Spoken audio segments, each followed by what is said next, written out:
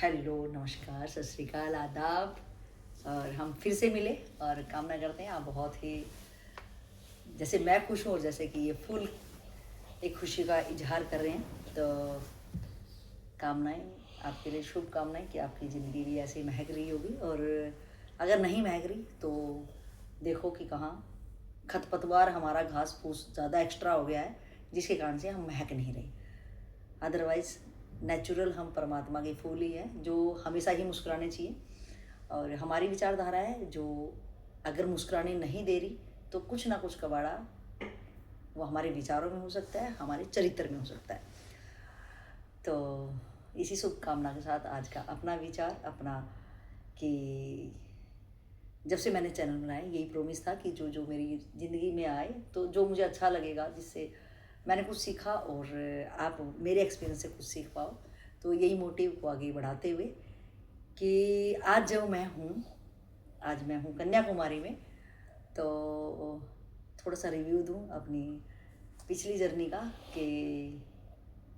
13 तारीख को मदुरई एक जगह है तमिलनाडु के अंदर, उसके बाद चेन्नई, उसके बाद में चेन्नई टू श्रीलंका, वो जो लाइव और वीडियो आपने देखी श्रीलंका से। और श्रीलंका 4 दिन के 4 नाइट और 5 डे स्टे करने के बाद श्रीलंका से चेन्नई सेम डे और चेन्नई टू त्रिवेंद्रमपुरम में एक नाइट स्टे। उसके बाद आज हैं कन्याकुमारी। और जहाँ से मैं बिलोंग करती हूँ, मैं 101 तो नहीं कहूँगी लेकिन 90% तो मैं दावे के साथ कह सकती हूँ कि जब मुझे नहीं पता तो शायद मेरे प्रदेश वाले लोगों को भी शायद इस चीज़ का ज्ञान नहीं होगा कि कन्याकुमारी एक देवी का नाम है। और कन्याकुमारी का आज मैंने दर्शन किए तो मैं बड़ी हैरान हुई कि कन्याकुमारी का मंदिर है और कन्याकुमारी एक शक्ति है। और उसके उनकी जो वो कहानी है, मतलब वो फेमस क्यों हुई थी सबको पता है, विवेकानंद जी जिन्होंने हमारे देश का नाम विदेश में फैलाया। तो उनकी एक वो हमारी एक उनकी विचारधारा हमारी एक धरोहर हो सकती है, बहुत कीमती और बहुमूल्य धरोहर, जो उन्होंने हमारे देश को विदेशों में चमकाया और एक नई सोच युवाओं को दी। कि मेरे को बड़ा स्लोगन प्यारा लगता है कि जब तक ठहरना नहीं तब तक लक्ष्य पे ना पहुंच जाओ। तो ये हमेशा से ही आने वाली पीढ़ियों को प्रेरणा देगा, एक कह सकते हैं कि लाइट मारेगा ये चीज़ें कि अपने को निरंतरता कोई भी काम में जिस पहले अपन लक्ष्य बनाए उसमें निरंतरता बनाए रखेंगे तो एक दिन जरूर उसमें आप सफल हो जाएंगे। लेकिन निरंतरता एक कंटिन्यूसली उसमें बनाए रखनी है। तो उसकी कहानी मुझे पता चली कि विवेकानंद जी जब कुछ करना चाह रही थी कि मैं क्या करूं, उनको कोई गाइडलाइन नहीं मिल रही थी। वो करना चाह रहे थे लेकिन उनको पता नहीं चल रहा कि मैं करूं क्या आखिर। तो इसी तरह आप अपनी ज़िंदगी से भी रिलेट करेंगे कि बहुत बार हम कुछ करना चाहते हैं, यार मैं करना तो बहुत कुछ चाह रहा हूँ लेकिन मैं क्या करूँ। तो वो हमारे कर्म कि अगर मेरे कर्म अच्छे हैं तो मैं अगर ये डिमांड करूं कि मैं कुछ करना चाह रही हूँ और मुझे कोई बताए मैं क्या करूं, तो ये जिज्ञासा, ये तड़प ही मुझे शायद कोई प्रकृति की तरफ से कोई आए या प्रकृति मेरी खुद हेल्प करे किसी निमित्त बना के, तो वही विवेकानंद जी के साथ हुआ। और ये वही जगह है जहाँ विवेकानंद जी को अपनी जिज्ञासा कि मैं क्या करूँ, तो वो इधर कन्याकुमारी माँ का जो मंदिर है, तो उनके कहने कि उनके नथनी से, जो माँ की नथनी है नाक में, तो उनसे एक रोशनी इंडिकेट होती है। तो वो उस प्रेरणा को लेके कि हाँ मुझे उस तरफ मूव करना है। और फिर वो अपने गुरुदेव से कि ये मेरा भ्रम तो नहीं, या ये सही है कि नहीं, तो किस तरह से ये ताकतें काम करती हैं। तो आपका भी ये अनुभव होगा, मेरा भी पर्सनल अनुभव है ये बात का कि जब हम चाहे वो अच्छा करना चाहें चाहे हम बुरा करना चाहें, तो उसका ये है कि कोई ना कोई इसी तरह प्रेरणा मिलती है। तो यहाँ पे हर चीज़ है, पहले तो ये देखना पड़ेगा कि हर मटेरियल यहाँ उपलब्ध है। क्योंकि आप देखोगे कि आप अगर कोई नास्तिक होगा तो यहाँ रिलेट करेगा, क्योंकि धार्मिक लोग ही थोड़े ना सक्सेस पाते हैं, आतंकवादी कैसे पाते हैं। तो इसका टोटल मिला के चाहे वो नेगेटिव फॉर्म में करे या पॉजिटिव फॉर्म में करे, जिस पे आपने 100% अपना दे दिया, अपनी ताकत जहाँ दे दी, तो वहाँ सफल वो हर कोई हो ही जाता है। तो मेन बात अब इससे निकल के आई कि हम अपनी ताकत लगाते कहाँ हैं। अगर हम पूरे फोर्स से अपनी ताकत लगाएंगे तो वही रिजल्ट आएगा, लेकिन उस रिजल्ट में किसी को हम सुख दे रहे हैं या समाज का कोई कल्याण कर रहे हैं, तो उससे भला होगा कि विवेकानंद जी ने वो सब प्रेरणा लेके और क्या क्या काम करा, तो उसको जितने भी शब्दों में कहें, जितने भी उनके इतिहास वो करें, उससे कोई फ़ायदा नहीं। हम वो उनकी इच्छा थी कि उन्होंने उस टाइम पे कामना की थी कि मेरे अपने देश से मुझे 100 लोग मिल जाएं, बस इतनी भारी जनसंख्या में वो चाहते थे कि मुझे 100 मिल जाए, मैं पूरी दुनिया को मैं चेंज कर दूं। तो अभागा हमारा ये मानसिकता हमारी अभागी और हमारे कर्म कि हम बहुत छोटी संकीर्ण बुद्धि रखते हैं, और जहाँ एक बंदे को कोई मिशन दिखता है, वो बहुत आगे की सोच रहा है, उसका अपनी अपनी अपनी खोज है कोई, और वो सामर्थ्य रखता है कि मैं कहीं इस चीज़ को फैलाऊं, कहीं मैं अपने, चाहे वो देश से प्रेम हो, एक मानवता से प्रेम हो, या वो कुछ भी एक नया करना चाह रहा है, लेकिन उसको वो अकेला नहीं कर पाएगा। उसके पास पूरी ताकत भी है, लेकिन वो एकजुट होके कि प्राकृतिक शरीर है, बॉडी है, तो अगर मेरे खुद के हाथ, मतलब हमने उसको सिर्फ एक सहयोग करना है। मेरे पास जितना भी है, क्योंकि मैं अकेला तो कुछ भी नहीं, ना मेरी प्लानिंग, ना मैं कुछ कर सकता और ना मैं सोच भी सकता, लेकिन अगर मैं 0.1 भी अगर उसका साथ दे दूं, अगर हम सारे 0.11 भी दे दे, तो उसमें भी उस बंदे को इतना बल मिल जाएगा। अगर ये भी हम कहते हैं कि हम तेरे साथ खड़े हैं, क्योंकि उसको ये कहना भी, और कोई चीज को इतना तो अपने अंदर, सबके अंदर विवेक है कि इतना जस्टिफाई तो नॉर्मल बंदा कर सकता है कि ये सही कर रहा है या ये गलत कर रहा है, कि उसका अपना स्वार्थ है या वो स्वार्थ के परे की बात कर रहा है, या वो मटर गश्ती तो नहीं कर रहा, या हमारा टाइम वेस्ट नहीं कर रहा है, एनर्जी वेस्ट तो नहीं कर रहा है। ये सबके अंदर विवेक है। अगर इस विवेक पे मैं किसी को तोल देता हूँ अपने भरोसे पे, अपने ज्ञान से, कि नहीं ये जो भी कर रहा है या ये जो भी बोल रहा है, ये मेरे हित में ही है, तो अगर मेरे हित में है तो मेरे को शायद उसका जो भी मेरे पास सामर्थ्य हो, अगर कुछ भी नहीं हो ना, कुछ भी नहीं हो, तो मेरा कहना कम से कम उसको ये अगर आप ये कह दो कि मैं तुम्हारे साथ हूँ, अगर तुझे मेरी जरूरत पड़े तो मैं बिल्कुल साथ रहूंगा, अभी मैं नहीं कर सकता, मैं इस चीज में हूँ, लेकिन मैं तेरे साथ जुड़ा रहूंगा, आप मुझे ऑप्शनल रख सकते हो।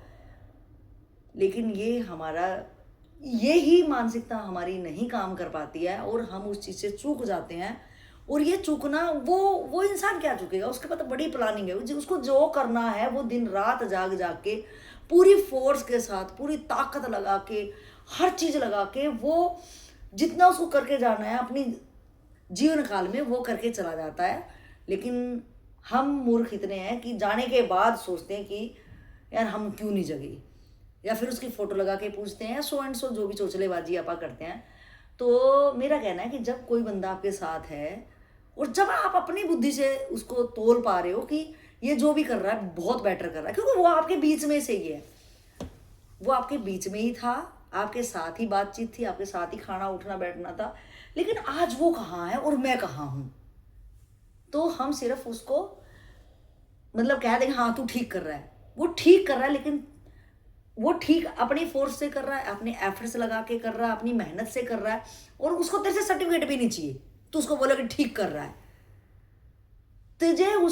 तू उसका क्या सहयोग कर सकता है,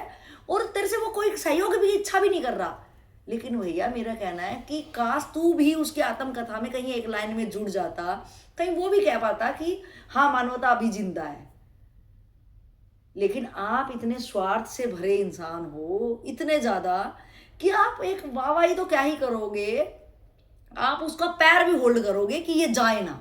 आप उसको हमेशा खींचोगे कि जहां हम हैं वहीं रहे। तो तुम पहले देखो कि तुम जहां हो क्या तुम सही हो। अगर हम ईमानदारी से देखेंगे तो कि हम भी कह सकते हैं कि तुम जहां हो ना, तुम वहां बिल्कुल भी खुश नहीं हो, और तुमने कभी ग्रोथ ही नहीं करी, और तुम कभी कर भी नहीं सकते। मुझे तो लग रहा है जन्मों जन्म शायद लग जाए क्योंकि तुम जब उसके साथ थे, तुमने जब उसको नहीं समझा, वो जो तुम्हारा अपना ही था, जो वो तुम्हारा अपना अपना कोई रिश्ते में बंधा था, चाहे वो तुम्हारा अपना बच्चा था, या तुम्हारे और कोई रिश्ते में था, या तुम्हारा पड़ोसी था, तुम्हारे समाज का एक हिस्सा था, जब तुम नहीं समझे तो तुम बाद में उसको क्या समझोगे। लेकिन हमारा उल्टा है कि जब वो हमारे पास होता है, हम उसको पीस देते हैं, चाहे हम इमोशनल करके उसको पीसें, तोड़ें, कि वो ना बढ़े। लेकिन गाइस, मेरा ये कहना है, जिसको जो भी करना है, अगर एक बीज उसके अंदर कोई भी बात का अगर पड़ गया है, बस उसके अंदर बीज पड़ना चाहिए, वो जमीन फाड़ के, पहाड़ पत्थर फाड़ के वो पैदा हो ही जाएगा और एक दिन दरखत बनेगा, क्योंकि उतनी उसमें ताकत है। तुम्हारे कुचलने से, तुम्हारे अपमान करने से, तुम्हारे इंसल्ट करने से, तुम्हारे कटु वचन बोलने से, तुम्हारे दुर्व्यवहार से, तुम एक दिन अकेले में सोचोगे, जब तुम्हारी जिंदगी में वो नहीं होगा, कि काश मैं उसको उस टाइम पे समझ जाता। तो सेकंड थिंग गाइज, कि जब आप, कोई समझे ना समझे, लेकिन आप अपने आप को समझोगे, तो ये भी नॉर्मल बात है कि जब देखो आप, अगर आप अपने बलबूते से, आप अपने डिसीजन लेके कुछ ऐसा करते हो और वो उसमें माइनस कुछ ऐसा कुछ 19-20 अगर हो जाता है, तो बोलेंगे हमें तो पता था तेरे से कुछ होना जाना नहीं, हम तो तुझे पहले ही रोक रहे थे, हमें पता, तुमने तो मेरी नाक ही कटवानी थी, हमारी तो बेइज्जती ही करनी है तूने, काश तू होते ही मर जाता, काश तू ये करता। तो तुम्हारे पास सो इतने ज्यादा तुम्हारे ऊपर लांछन कर देंगे, और वो घर वाले ही करेंगे, तुम्हारे बाहर वाले नहीं करेंगे, वो तुम्हारे ही तुम्हें मार देंगे। लेकिन दूसरी तरफ अगर तुम्हारे एफर्ट से तुम कहीं अगर पहुंच जाओगे, तुम कुछ कर कर गुजरोगे कि मेरा कोई भी नहीं है, कोई बात नहीं, मैं अपने लिए हूं और मेरी ईमानदारी और मेरा परमात्मा साथ है, जब तुम कहीं पहुंच जाओगे तब भी वो साथ नहीं देते, वो वेट करते हैं कि तुम किधर जा रहे हो। अगर तुम थोड़ा आगे निकल गए हो, बोलेंगे हाँ हाँ हमें तो पता ही था, हमें तो पता ही था बचपन से तुम ऐसे हो, तो वो फिर तुम्हारा नाम लेंगे, फिर वो सोचने पे मजबूर होंगे। लेकिन तब तुम दो कोड़ी के भी उसके नज़रों में नहीं रहोगे, क्योंकि एक टाइम होता है जब वो भी ये सोचता है कि काश तुम मेरी हेल्प करते, क्योंकि जहाँ इमोशनल जुड़े होते हैं, आज वो रैंग रहा है एक धरती पे, तो वो चाह रहा है कि तुम मेरे अपने हो, तुम मुझे उठाओ। लेकिन तुम क्या करते हो कि उसकी सहायता कहूँ या उसको इमोशनल एक सपोर्ट कहूँ कि हम तेरे साथ हैं, ये बहुत बड़ी बात है। अगर तुम किसी को ये बोलो कि टेंशन ना लेना, जब कभी मदद की जरूरत हो या तेरे को अपनापन की जरूरत हो, तो मैं तेरे साथ हूँ, ये बहुत ही बड़ी बात है। लेकिन बहुत कम शायद ऐसे लोग होंगे, या होंगे तो भी अच्छी बात है, लेकिन मेरे अपने एक्सपीरियंस से तो बड़े सौभाग्यशाली वो लोग होते होंगे जिनके अपने, उनके खुद के अपने उनको समझ पाते होंगे और उनके कर्म रहते होंगे ऐसे। लेकिन मेरा ये कहना है कि जो मेरे जैसे लोग होंगे कि जिनको मेंटली सपोर्ट या इमोशनली सपोर्ट अपनों से भी ना मिलती हो, तो अपने पास ये एक अपने पास ये अधिकार है कि मुझे भले ही ना मिले, लेकिन मेरे पास जो होगा उसको मैं जरूर ये एहसास कराऊंगी कि भले ही मेरे साथ खून का रिश्ता ना हो, या खून का भी हो या ना भी हो, लेकिन एक मानवता का रिश्ता, एक इंसानियत का रिश्ता, जो हम कहीं भी चले जाएं, हम एक मानव कहलाने की कि हाँ एक इंसान है, इसके अंदर मानवता है, वो जरूर हम अपने आप से प्रॉमिस करें कि मुझे ये ना धिक्कारे कोई, मैं उसकी ज़िंदगी में हूँ या मैं उसकी ज़िंदगी में नहीं हूँ आज, तो वो मेरा जब नाम ले या मुझे कभी याद करे, तो वो ये ना कहे कितना घटिया इंसान मेरे से मिला और ये इंसान कहलाने के लायक ही नहीं है। तो सबसे बड़ा सर्टिफिकेट मुझे जो ज़िंदगी में लगता है कि वो यही होना चाहिए कि मैं कम से कम, अगर इंसान चोले में अगर मैं आया हूँ, अगर मानव बन के आया हूँ, चोले में आया हूँ, तो मैं मानवता मेरे अंदर होनी चाहिए। और जहाँ इमोशनल की बात है, तो हम एक हमारे अंदर है जो अपनापन होने पे पोषण देता है कि हाँ कोई मेरे पास है, हाँ कोई मेरा अपना है, वो नेचुरल तरीके से वो एक अंदर पोषण देता है। भावनात्मक पोषण हमारे लिए शायद शरीर के खाने से भी ज़्यादा काम कर जाता है। तो किसी को ना ऐसी बात कहें, ना ऐसा व्यवहार किसी के साथ करें कि ज़िंदगी में अगर वो कुछ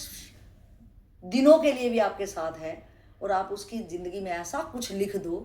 कि शायद वो कहाँ का कहाँ चला जाए और दोबारा कभी मिले ही ना, और कभी सपने में भी आप या बातों में भी कभी आप याद आओ,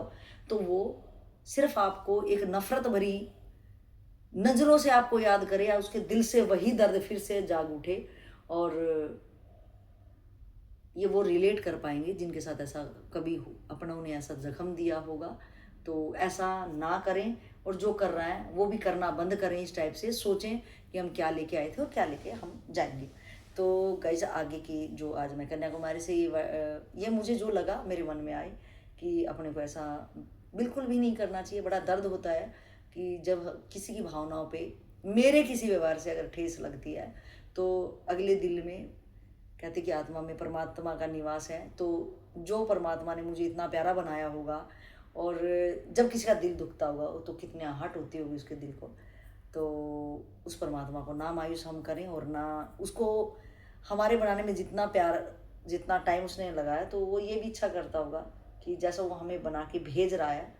तो नाज करते हैं वो माँ बाप जिनकी औलाद बड़ा अच्छा काम करती है, तो वो परमात्मा मेरे पे नाज करे। यही मैं लेके जाऊं कि अगर जब इस शरीर से निकलो उसके पास जाऊं, तो नाज करे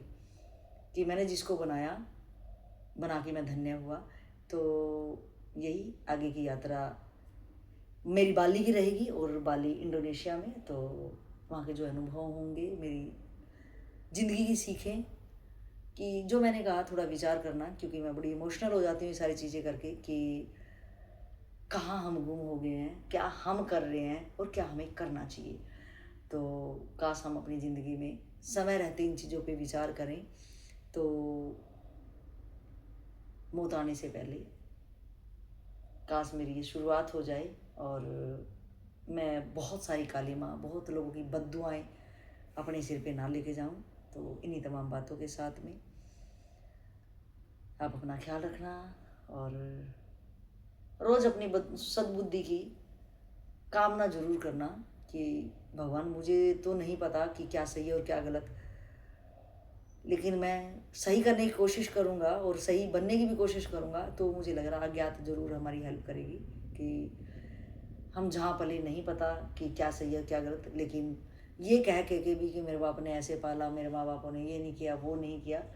तो किया नहीं किया वो अलग बात थी, लेकिन मैं अब क्या कर रहा हूँ और मुझे अब क्या करना चाहिए, ये मेरे हाथ की बात है।